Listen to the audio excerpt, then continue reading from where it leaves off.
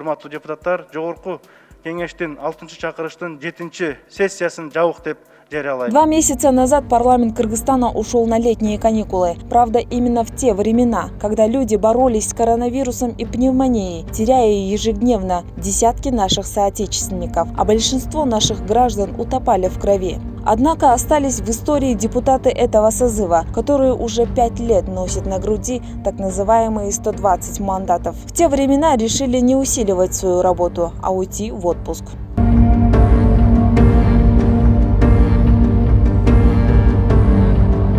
Урматтуу депутаттар, жогорку кеңештин 6-чакырыштын 7-сессиясын жабык деп жарыялайм. В городе страшно. Все будет хорошо, пойдем, мы здесь.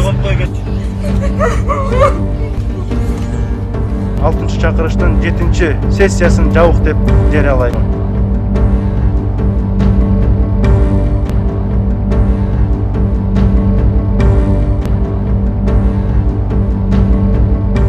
Bu çimkirikler Kırgız elini satıp gitti. Birinciden. Они как крысы сбежали. Вместо того, чтобы решать проблемы и помогать народу в такой трудный момент, они побоялись за свою жизнь, за свое состояние. Если они заразятся вирусом, думали, кому же достанется их богатство.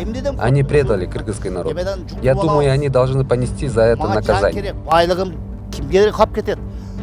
Şunu saqtap kalışım gerek degen bular Kırgız yerini satıp gitti. Kırgız yerini sattı, satqınlar dep esептейм. Çıqqınçı deyip. Bulardı gerek bolsa çıqqınçı dep turup жоопко тартсалат. Даже без 120 депутатов кыргызский народ смог бороться с пандемией в меру своих возможностей, и борьба продолжается сегодня. Даже если депутатов Жогорку кеңеша и вовсе не будет, жизнь простых людей не остановится. Интересно, что сегодня депутаты этого созыва, проклятые многими за то, что в тяжелый день оставили народ без поддержки, собрались сегодня снова.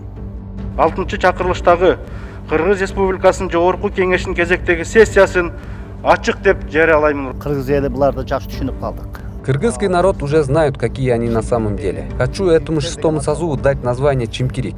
Для нашей страны, для его развития они ничего полезного не сделали. Как вы знаете, они просто отдыхали в разных странах. У всех в голове мысли о своих бизнесах, сохранении своего богатства. Вот такие торговцев и рыночных комитетов собрали. И это очень плохо влияет на наше государство. Много проблем не решаются. Алардын ою толук өздөрүнүн бизнесин сактоо, көмүскө экономика, контрабанда жана башка өздөрүнүн байлыгын сактоо, ошого окшогон бир көпөстөрдү, базар комдорду биз топтоп алганбыз да. Мына ушул пандемия илдеттин артынан биздин маркум мекендештерибиз да кайтыш болуп кетти. Анын ичинде биздин кесиптешибиз да бар. Да, как видите, обычный спикер Дастан Джумабеков, как обычно, сразу же начал теряться. Но сегодня это не имеет значения. Вопрос в том, в какие партии эти люди постарались запрыгнуть во время каникул и снова пойдут на избирательные участки. Как бы ни пытались их не допустить в парламент, они не перестают рваться к получению мандата под видом разных партий. Чимкирик депутаттардын şu жүзүн көргүм келбейт да, мен эле эмес, барды эл көргүсү келбейт. Не хочу видеть лица этих депутатов. Не только я. Весь народ не хочет. Эти 120 депутатов просто бегут от проблем народа, как крысы. Хочу привести пример.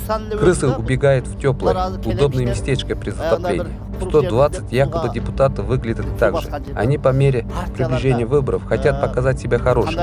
Ну а мы-то знаем истинное лицо. И у всего народа уже отвращение. Талапкер болуп келетиши, ар бир партияга кирип алышы өтө бизди ренжитип атат. Мен эле эмес, мисалы эл дагы буга жиркенип атат.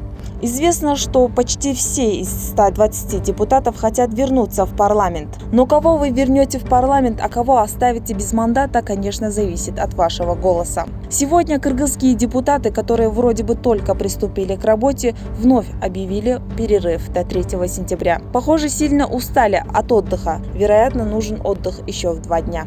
Анда рахмат. 3 сентябрга чейин танапиз.